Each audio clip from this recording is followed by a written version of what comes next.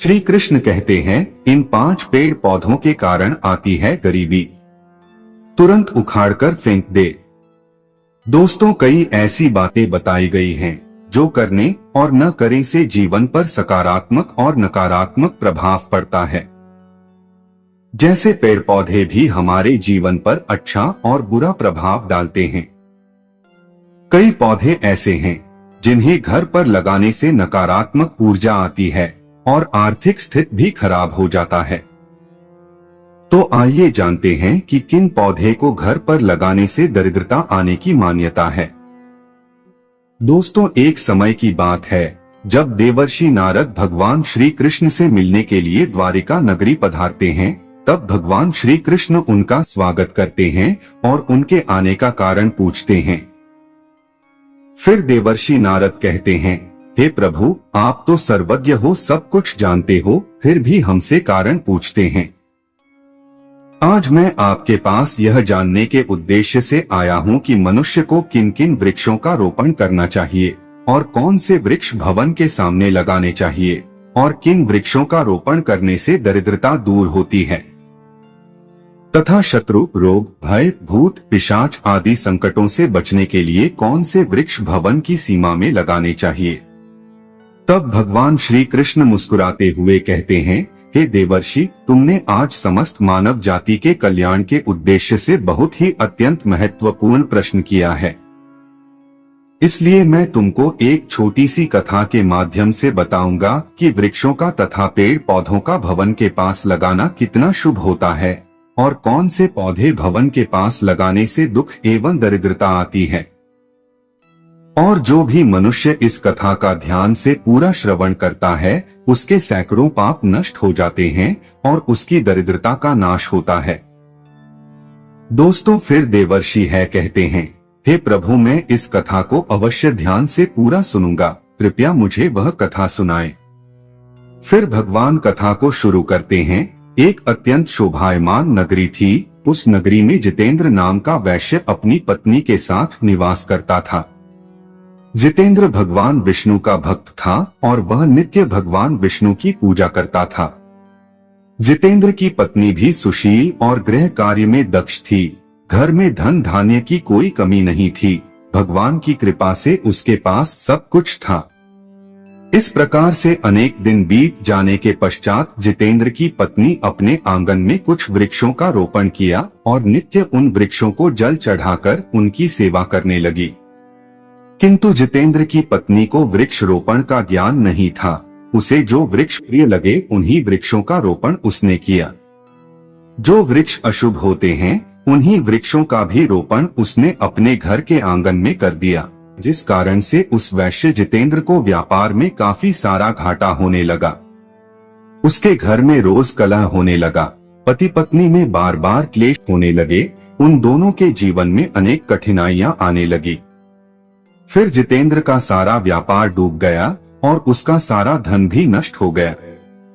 अब जितेंद्र के पास अनाज खरीदने के लिए पैसे भी नहीं बचे थे और वे भूखे रहने लगे। इससे उनकी पत्नी भी क्रोधित हो गई और उन्होंने अपने पति को कोई काम करने के लिए कहा। फिर जितेंद्र काम की तलाश में गांव में घूमने लगे, लेकिन उन्हें कहीं भी काम नहीं मिला। आखिरकार वे घर लौट आए और अपनी पत्नी से कहा, हे भद्रे, मुझे कहीं भी काम नहीं मिल रहा है। अब मैं कहाँ काम ढूंढने जाऊं? फिर दोनों ही पूरी तरह से निराश होकर सोच में पड़ गए। फिर उस वैश्य ने अपनी पत्नी के सारे गहने भी बेच दिए और जो थोड़ा बहुत अनाज मिला उसी से अपना पेट भर लिया। दोस्तों, इस प्रकार से अशुभ वृक्ष लगाने के कारण दोनों के ही जीवन में घोर दरिद्रता और संकट आने लगे, किंतु वे दोनों ही इस बात को नहीं जानते थे। फिर एक दिन एक साधु महात्मा उस वैश्य के घर पर पधारते हैं और उन्हें देखकर जितेंद्र उन्हें प्रणाम करता है और कहता है, हे साधु महाराज, पधारिए, इस गरीब के घर में आपका स्वागत है। कहिए मैं आपकी किस प्रकार से सहायता कर सकता हूँ। फिर वे साधु महाराज कहने लगते हैं, हे महोदय, मैं तीर्थ यात्रा पर निकला हूँ, विश्राम करने के लिए कोई जगह खोज रहा हूँ। यदि आपको कोई कष्ट ना हो तो मुझे अपने घर में स्थान दे दो। मैं अनेक दिनों से भूखा हूँ, कुछ भोजन भी प्राप्त हो जाए तो बड़ी कृपा होगी। तब साधु महाराज के ऐसे वचन सुनकर वह जितेंद्र कहने लगा, हे साधु महात्मा, आप अवश्य ही कोई पुण्यात्मा दिखाई पड़ते हैं। आपके मुखमंडल पर बहुत तेज है। आपकी सेवा करने का मुझे सौभाग्य मिल रहा है। आपकी सेवा करके मुझे बड़ा आनंद मिलेगा। कृपा करके आप घर के भीतर चलिए।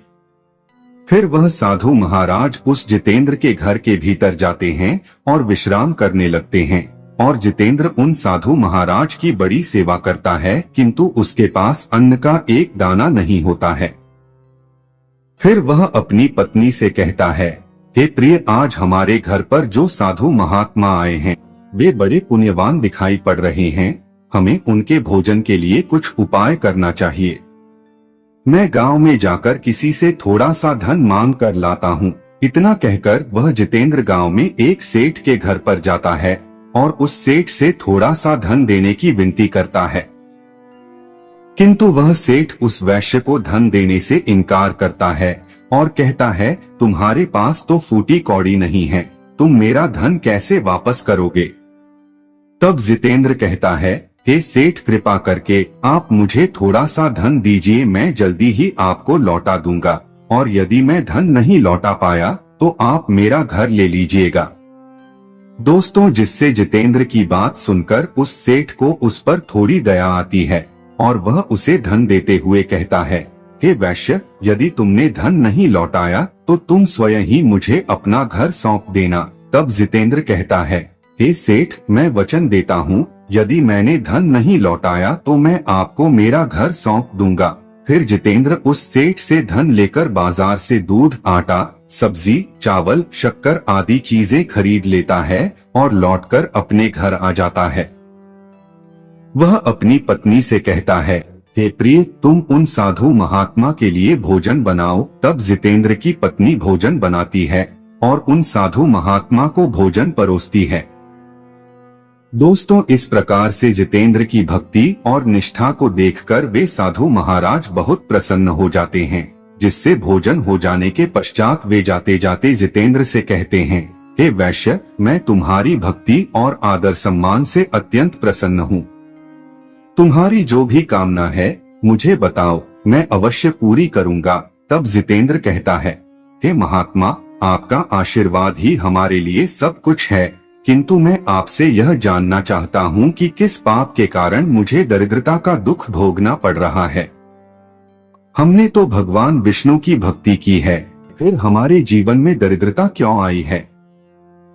इसका क्या कारण है और इस दरिद्रता को दूर करने के लिए मुझे क्या उपाय करना चाहिए? फिर वह साधु महात्मा कहते हैं, हे वैश्य, जब मैं तुम्हारे द्वार पर आया था तभी मुझे यह ज्ञात हो गया था कि तुम्हारे जीवन में दरिद्रता और संकट आए हुए हैं। तुम्हारे भवन के सामने जो वृक्ष हैं, वे ही तुम्हारी दरिद्रता का कारण हैं। इसीलिए तुम इन वृक्षों को हटाकर उनके स्थान पर शुभ पौधों का रोपण करो। तुम्हारी पत्नी ने तुम्हारे भवन के सामने जिन वृक्षों का अनजाने में रोपण किया है वे अशुभ वृक्ष हैं, उन्हीं के कारण तुम्हारी ऐसी दुर्दशा हुई है। फिर जितेंद्र कहते हैं, हे महात्मा, कृपा करके मुझे बताइए कि घर के सामने कौन से वृक्ष लगाने चाहिए जिससे घर में सुख समृद्धि हो, और कौन से वृक्ष नहीं लगाने चाहिए। कृपा करके आप मुझे विस्तार से समझाइए, मैं आपका बड़ा आभारी रहूंगा।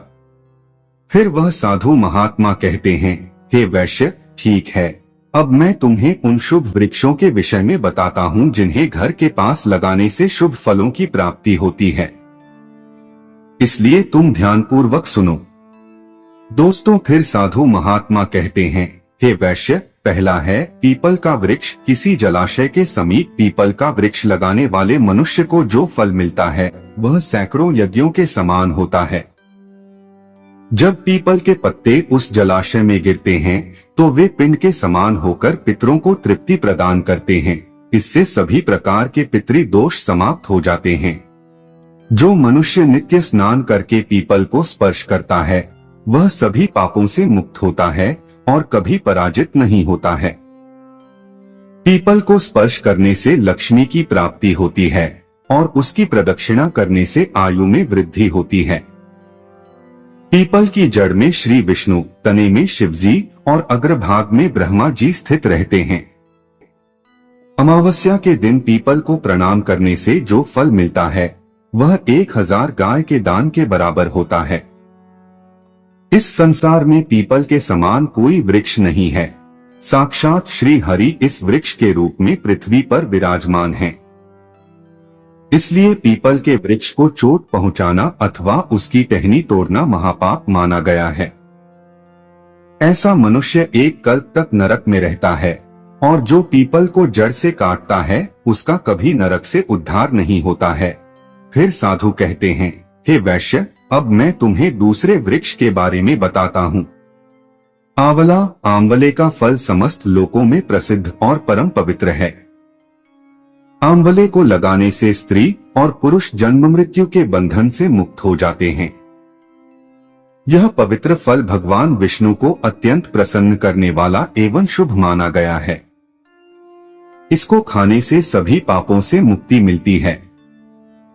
आंवला खाने से आयु बढ़ती है, उसका जल पीने से रोगों का नाश होता है और आंवले को जल में मिलाकर स्नान करने से दरिद्रता दूर हो जाती है और सभी प्रकार के ऐश्वर्य प्राप्त होते हैं।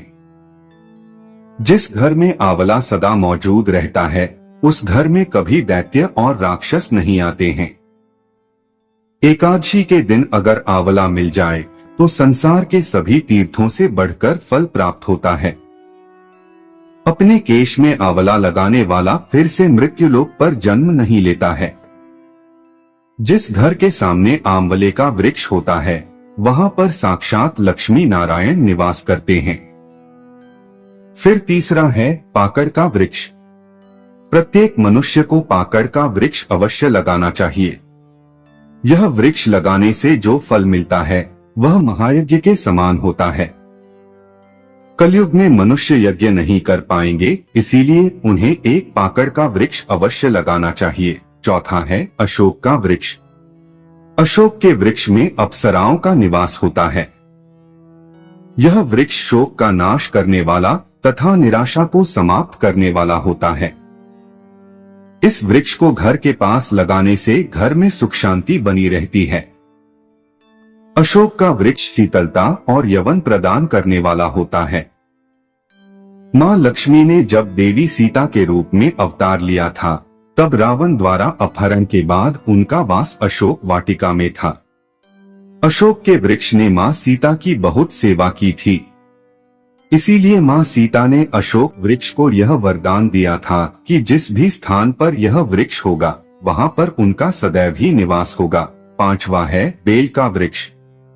बेल के वृक्ष में भगवान शिव और गुलाब में देवी पार्वती का निवास है। अगर बेल के वृक्ष के पास गुलाब का पौधा लगाया जाए तो शिव और पार्वती का आशीर्वाद प्राप्त होता है। उस घर में कभी दुख दरिद्रता नहीं आती और उस घर में कभी अकाल मृत्यु नहीं होती है। कोई स्त्री विधवा नहीं बनती है। छठा है नीम का वृक्ष। नीम का वृक्ष लगाने से सूर्य देव प्रसन्न होते हैं और यह आयु प्रदान करने वाला माना गया है। इसे घर के पास लगाने से नाना प्रकार के रोगों से छुटकारा मिलता है। मां लक्ष्मी को नीम के पत्ते अत्यंत प्रिय होते हैं, इसीलिए नीम के वृक्ष के पास निवास करती हैं। घर के सामने नीम का वृक्ष लगाने से धन संपत्ति की प्राप्ति होती है। सातवां है नारियल का पेड़। नारियल किसी भी धार्मिक अनुष्ठान का आवश्यक अंग होता है और यह अत्यंत शुभ माना जाता है। घर के आंगन में नारियल का पेड़ होने से उस घर में हमेशा शुभता होती है और उस घर के सदस्यों का समाज में बहुत मान सम्मान होता है। आठवां है जामुन का वृक्ष। यदि कोई मनुष्य कन्या प्राप्ति की कामना करता है तो उसे जामुन का वृक्ष अवश्य लगाना चाहिए। जिस मनुष्य के घर के सामने जामुन का वृक्ष होता है उसके घर में कन्या का जन्म होता है जो कुल का गौरव बढ़ाती है। वंश वृद्धि और संतान प्राप्ति की कामना करने वाले मनुष्य को अंकोल का वृक्ष अवश्य लगाना चाहिए। अगर मनुष्य किसी बीमारी से पीड़ित है तो उसे खैर का वृक्ष लगाना चाहिए। खैर का वृक्ष लगाने से बड़े बड़े रोग नष्ट हो जाते हैं और यह वृक्ष आरोग्य प्रदान करने वाला होता है। कुंद अर्थात मोगरे के पेड़ में गंधर्व निवास करते हैं।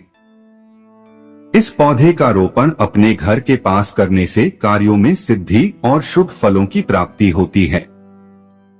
खासकर कला के क्षेत्र में काम करने वाले लोगों को यह पौधा अवश्य लगाना चाहिए। चंदन और कटहल के वृक्ष पुण्य और लक्ष्मी प्रदान करते हैं। इन वृक्षों का रोपण करने से दुख दरिद्रता समाप्त हो जाती है। घर की उत्तर दिशा में पाम और कनक चंपा का पौधा लगाया जाता है तो धन में वृद्धि होती है। केले का पेड़ भी बहुत शुभ होता है और यह घर में सुख समृद्धि और खुशहाली लाता है। केले के पेड़ में भगवान विष्णु का वास होता है, इसीलिए घर में केले का पेड़ होने से घर में धन की कमी नहीं होती है। हर श्रृंगार के पौधे को पारिजात भी कहा जाता है। इस पौधे की उत्पत्ति समुद्र मंथन के समय हुई थी और मां लक्ष्मी भी समुद्र मंथन से ही प्रकट हुई थी, इसीलिए पारिजात के पौधे का बहुत अधिक महत्व है। यदि इस पौधे को अपने घर पर लगाते हैं तो आपको मां लक्ष्मी की विशेष कृपा प्राप्त होगी और घर में हमेशा सुख समृद्धि बनी रहती है। मनुष्य को कभी भी ताड़ का वृक्ष नहीं लगाना चाहिए। ताड़ का वृक्ष संतान का नाश करने वाला होता है। जिस घर के पास ताड़ का वृक्ष होता है उस घर के संतानों की कभी उन्नति नहीं होती है। अगर किसी मनुष्य को शत्रुओं का भय सता रहा है तो उसे केवड़े का वृक्ष लगाना चाहिए, यह शत्रुओं का नाश करने वाला होता है। किसी भी मनुष्य को अपने घर के सामने पपीते का वृक्ष नहीं लगाना चाहिए। इस वृक्ष को लगाने से धन का नाश होता है और दरिद्रता आती है। अगर पीपल का वृक्ष भवन की पूर्व दिशा में होता है तो घर में निर्धनता व्याप्त हो सकती है और वटवृक्ष घर की पश्चिम दिशा में हो तो घर में शोक का काल चिरकाल तक रहता है। दक्षिण दिशा में तुलसी का पौधा हो तो संतान को पीड़ा सहन करनी पड़ती है और किसी भी मृत वृक्ष की छाया घर पर पड़ती है तो यह मृत्यु सूचक होता है। मृत वृक्ष को तुरंत उखाड़ देना चाहिए। घर में कभी भी ऐसे पौधे नहीं लगाने चाहिए जिनको काटने या तोड़ने पर दूध निकलता हो। घर के सामने कभी भी बबूल का पेड़ नहीं लगाना चाहिए, इसे लगाने से विपत्ति आती है। घर के सामने बेर का वृक्ष भी नहीं लगाना चाहिए, इसे लगाने से नकारात्मकता बढ़ती है और धन का नाश होता है और संकट आते हैं। फिर वे साधु महात्मा कहते हैं, हे वैश्य, इस प्रकार से मैंने तुम्हें इन सभी शुभ और अशुभ वृक्षों के विषय में बता दिया है, इसीलिए तुम इन वृक्षों का रोपण करो और भगवान की कृपा को प्राप्त करो। तब वह जितेंद्र कहता है, हे महात्मा, आपने आज मुझे उत्तम ज्ञान दिया है, मैं आपका धन्यवाद करता हूँ। फिर वे साधु महात्मा जितेंद्र को आशीर्वाद देकर उस स्थान से अंतर्ध्यान हो जाते हैं। दोस्तों, तब साधु महात्मा को अचानक से अदृश्य हुआ देखकर जितेंद्र और उसकी पत्नी को आश्चर्य होता है। फिर उन्हें समझ में आ जाता है कि साक्षात भगवान विष्णु ही उनके घर पर आए थे। फिर जितेंद्र उन साधु महात्मा के कहे अनुसार अपने घर के सामने अनेक शुभ वृक्षों का रोपण करता है, जिससे अचानक ही उसे बहुत सारे धन की प्राप्ति होती है और उसकी दरिद्रता दूर हो जाती है, जिससे जितेंद्र और उसकी पत्नी भगवान विष्णु का धन्यवाद करने लगते हैं। तो दोस्तों, इस प्रकार से भगवान श्री कृष्ण ने भवन के पास लगाए जाने वाले शुभ और अशुभ वृक्षों के बारे में बताया है। तो दोस्तों, मैं आशा करता हूं कि आप सभी को ये जानकारी अच्छी लगी होगी और यदि चैनल को सब्सक्राइब कर वीडियो को लाइक एवं शेयर जरूर करें। साथ ही कमेंट बॉक्स में जय श्री कृष्ण अवश्य लिखें। धन्यवाद।